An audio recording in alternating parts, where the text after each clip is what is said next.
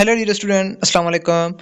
My name is Gulsha and yesterday I was discuss about BSN nursing biological molecule past paper. Okay, so today I will discuss about only NTS BSN nursing past paper for chapter number 2 enzyme in first year biology. Okay, so today I will discuss about only enzyme. Okay, so कल हमने जो है discuss किया था biological molecule का पास paper जो कई सालों से एनटीएस वालों ने जो भी आज तक करवाते आए हैं करवाने जा रहे हैं जो भी पास paper.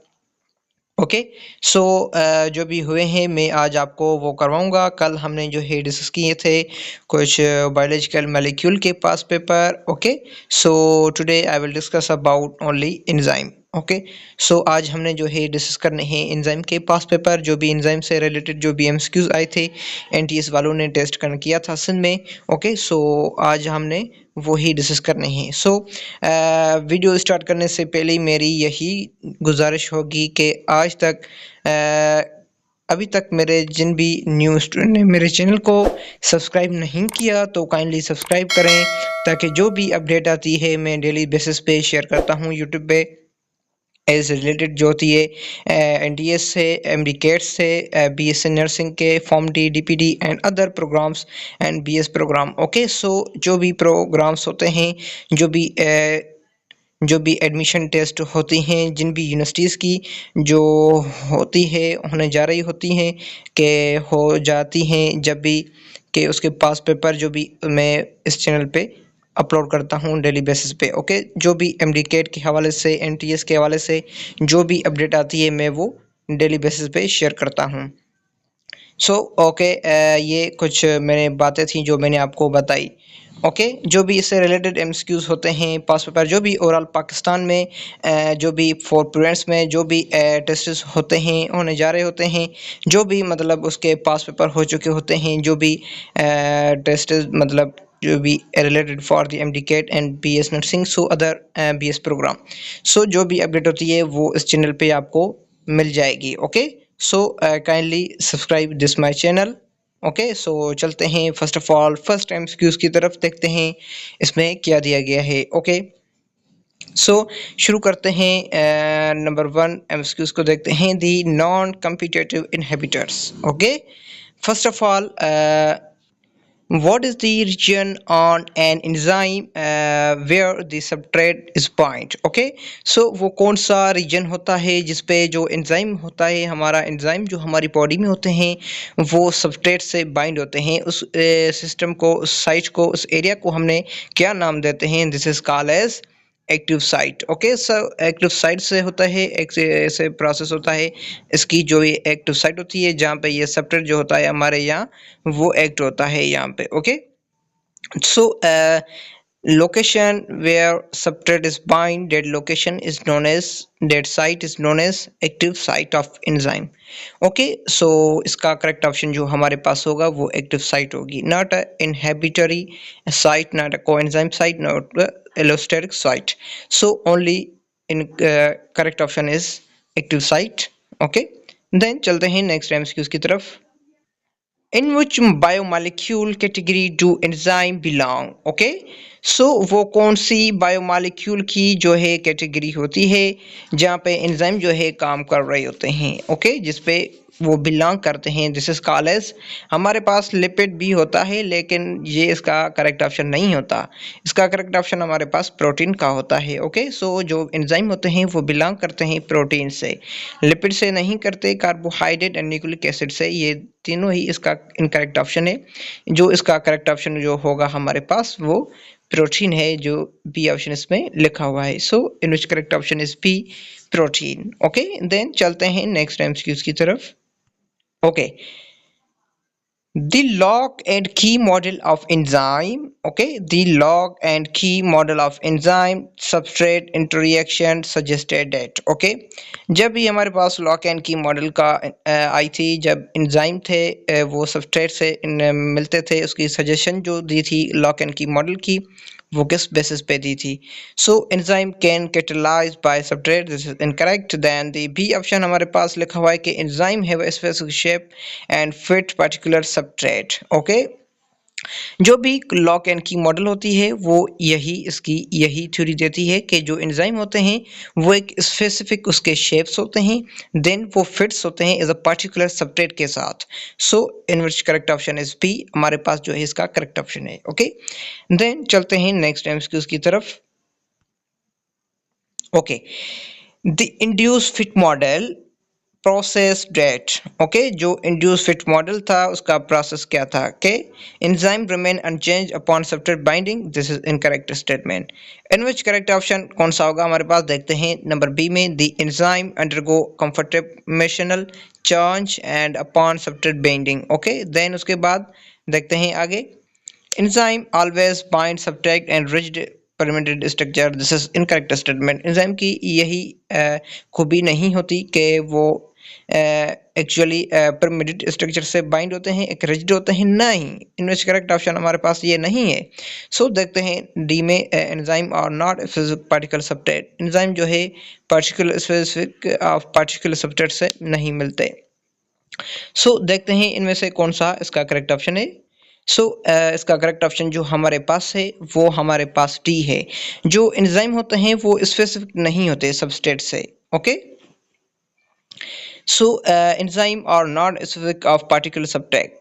So in which correct option ये भी नहीं है, क्योंकि यहाँ पे मैंने सोचा कि यहाँ पे नॉट की बात नहीं कर रहा, लेकिन ये नॉट की बात कर रहा है कि enzyme are not particular substrate. Particular substrate से एंजाइम मिलते हैं, उसका पार्टिकुलर एंजाइम का पार्टिकुलर सबस्ट्रेट होता है, उससे मिलते हैं। ये नॉट की बात कर रहा है, तो इनमें करेक्ट ऑप्शन हमारे पास क्या होगा, इसका बी ऑप्शन करेक्ट होगा। ओके, ये इसमें डी लिखा हुआ है, इसमें नॉट नहीं होता तो हम इसको करेक्ट करते। ओके, उसके नॉट नहीं तो इसको करेक्ट करते, लेकिन इसका बी एंड डी इसका करेक्ट ऑप्शन होता, तो वो यहाँ पे ई ऑप्शन लिखा हुआ होता कि यहाँ पे ई ऑप्शन दिया गया है। ओके, ओके, यहाँ ई लिखा हुआ होता, बी एंड डी, यहाँ पे बी एंड डी लिखा हुआ। सो हमारे पास इसका करेक्ट ऑप्शन होता।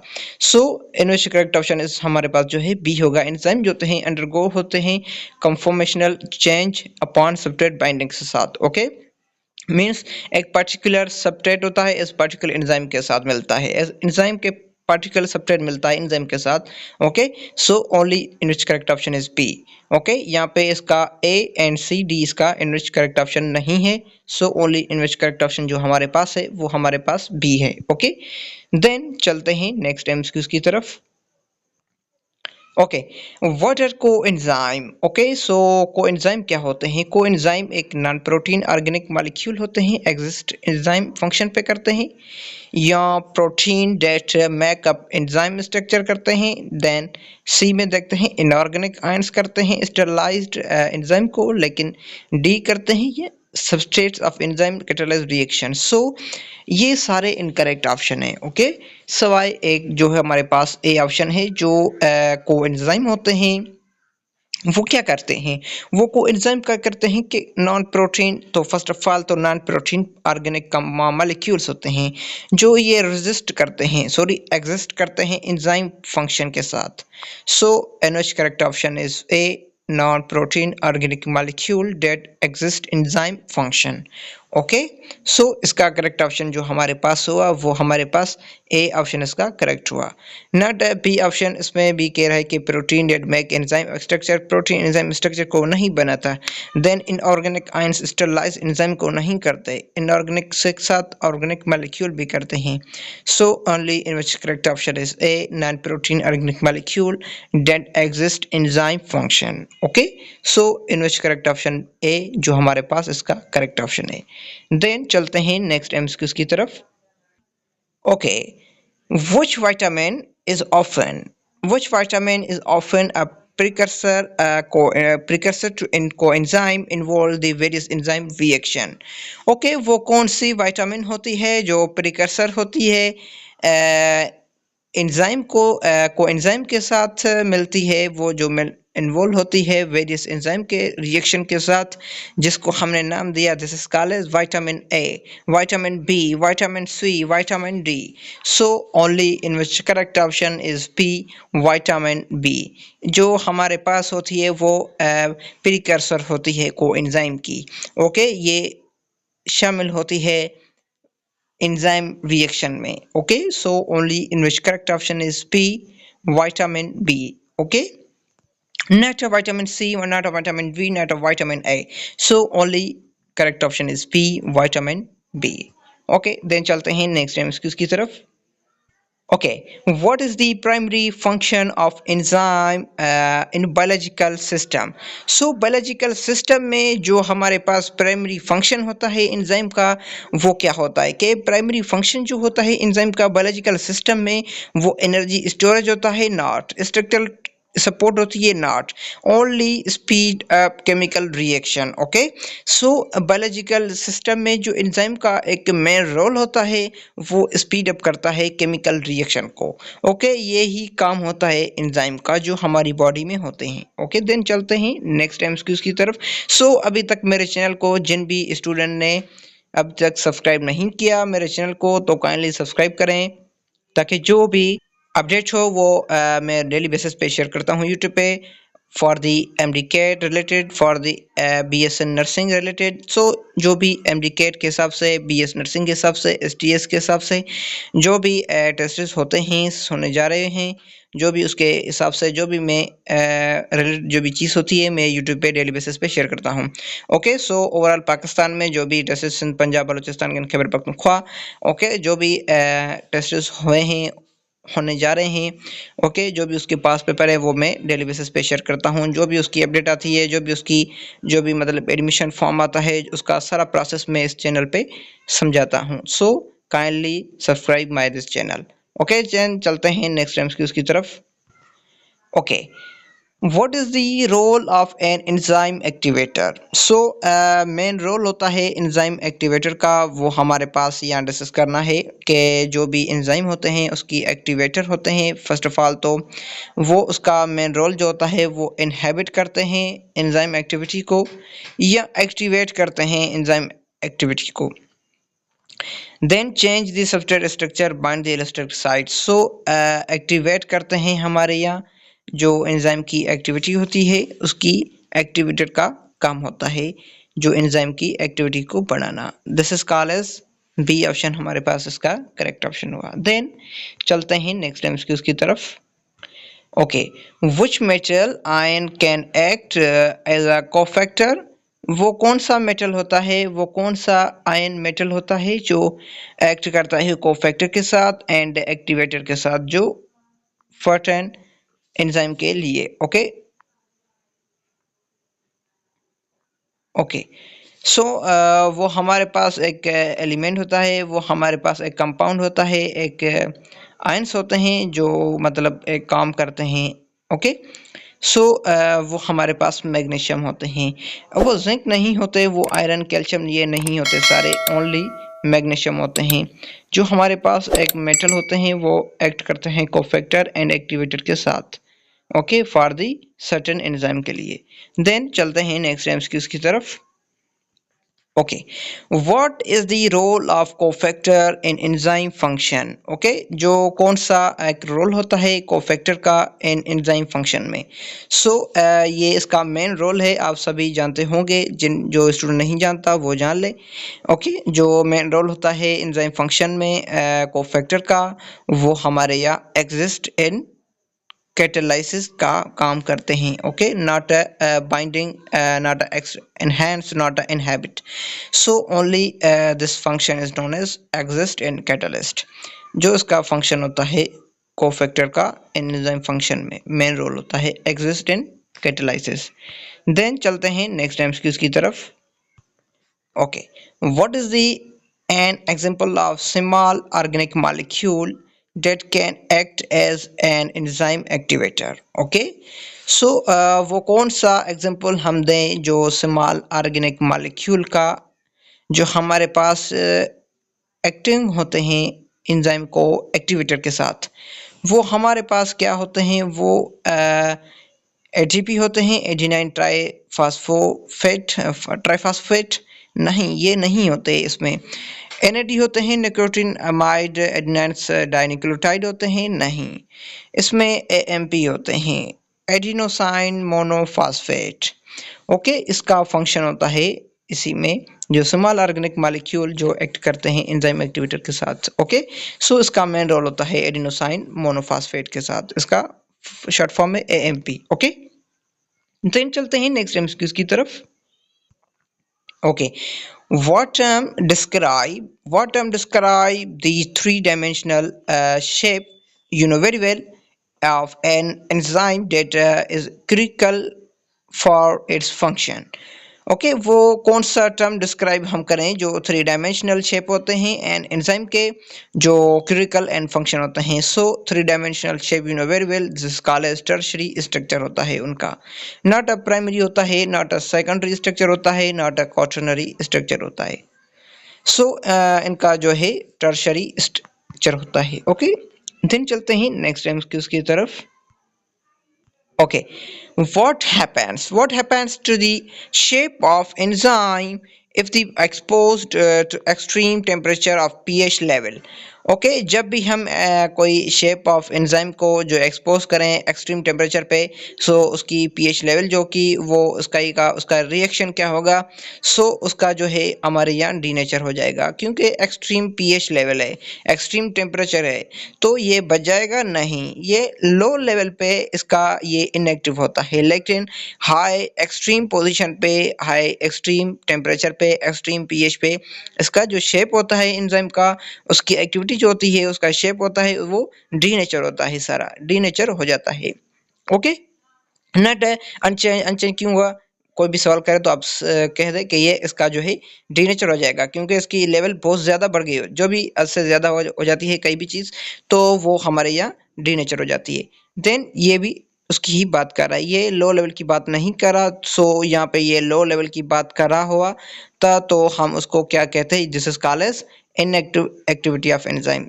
इस पे ये हाई टेम्परेचर पीएच लेवल की बात कर रहा है, तो this is called as it is denature. Okay, then चलते हैं नेक्स्ट एमसीक्यूज की तरफ। ओके, देन उसके बाद what is the term for substance that an enzyme act upon. So यहाँ पे जो टर्म होता है सब्सटेंस का जो एंजाइम एक्ट करते हैं, वो हमारे यहाँ क्या होता है, सब्सटेंस जो एक्ट करते हैं एंजाइम के साथ वो सबस्ट्रेट होते हैं, नॉट इनहिबिटर होते हैं, नॉट अ कैटालिस्ट होते हैं, नॉट कोएंजाइम होता है। सो ओनली सबस्ट्रेट होता है। देन उसके बाद चलते हैं नेक्स्ट एमसीक्यूज की तरफ। Okay, which factor can affect enzyme activity by changing the enzyme shape। वो कौन सी इफ़ेक्ट होते हैं जो हमारे यहाँ उसकी एक्टिविटी को चेंज करते हैं, एंजाइम के शेप को चेंज करते हैं। वो हमारे यहाँ पीएच का मेन रोल होता है, जो हमारे यहाँ उसकी पीएच बढ़ जाती है, उसकी कम हो जाती है, सो वो इफ़ेक्ट करते हैं एंजाइम की एक्टिविटी को, उसके शेप चेंजिंग में, ओके, उसकी फंक्शन चेंजिंग में। सो इसका मेन रोल होता है किसका, पीएच का। उसका इतना टेम्परेचर का भी नहीं होता, इसका सबस्ट्रेट कंसंट्रेशन पे भी नहीं होता, कोएंजाइम के भी नहीं होता, लेकिन पीएच पे बहुत बड़ा फर्क पड़ता है। ओके, देन चलते हैं नेक्स्ट एमसीक्यूज की तरफ, देखते हैं उसमें क्या दिया गया है। सो अभी तक मेरे चैनल को जिन भी न्यू स्टूडेंट ने अभी तक सब्सक्राइब नहीं किया, तो काइंडली सब्सक्राइब करें, ताकि जो भी अपडेट हो ओवरऑल पाकिस्तान से रिलेटेड, जो भी स्पेशली सिंध में और एंड पंजाब में, ओके, जो भी अपडेट होती है वो मैं इस चैनल पे शेयर करता हूँ। Okay, so on the basis of MDCAT, on the basis of PSC nursing and other so PharmD and DPD and other BS program से रिलेटेड जो भी अपडेट होती है मैं इस चैनल पे डेली बेसिस पे शेयर करता हूँ। जिस यूनिवर्सिटी की जो एडमिशन होती है, होने जा रही होती है, हो चुकी है, सारी प्रोसेस, सारे उसके पास पेपर, जो भी उसके गेस्ट पेपर जो भी होते हैं, मैं इस चैनल पे शेयर करता हूँ एंड करूँगा भी। ओके, सो काइंडली सब्सक्राइब करें, ताकि जो भी अपडेट हो वो आप तक ज़रूर पहुँचे। ओके, देन चलते हैं नेक्स्ट एमसीक्यूज की तरफ। Okay, what is the term for the substance that bind to allosteric site an enzyme and inhibit to its activity.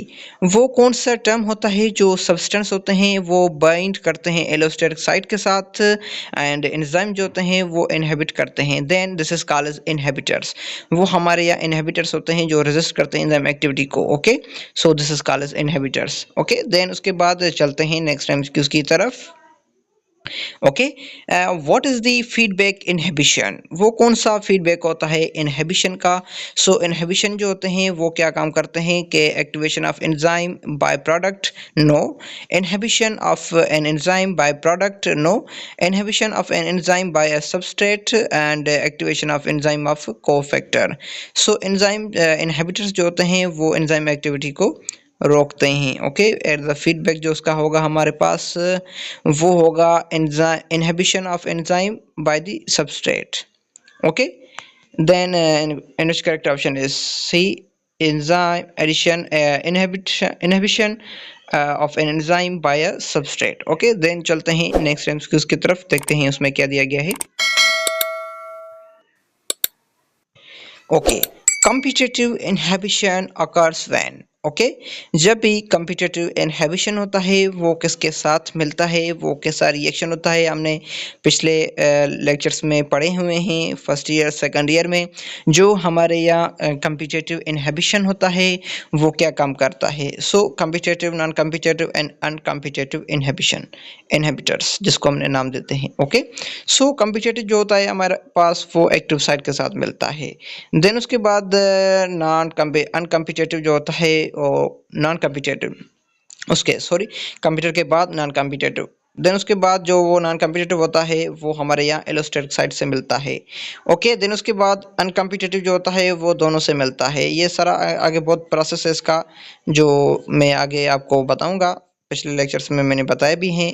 MDCAT का सिलेबस जो है मैंने अपलोड किया हुआ है, तो जिन भी स्टूडेंट को चाहिए वो यहाँ देख सकता है। ओके, सो कॉम्पिटिटिव की बात है यहाँ, तो कॉम्पिटिटिव जो इनहिबिटर्स होते हैं वो किसके साथ बनते हैं, किसके साथ बाइंड होते हैं? एक्टिव साइट के साथ बाइंड होते हैं।